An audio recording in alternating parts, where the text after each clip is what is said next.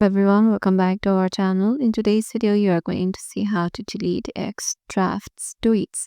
So if you have made any draft tweets before in text, and if you want to delete it, how you can do that? I'm just heading over to my X web, and if you are on your Android and iOS, just head over to the profile icon on the top left and then navigate to the settings and privacy option.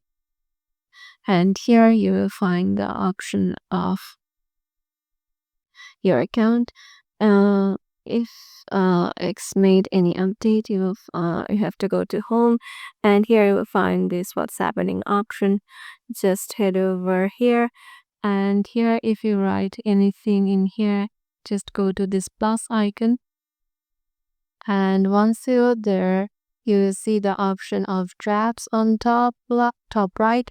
Tap on drafts.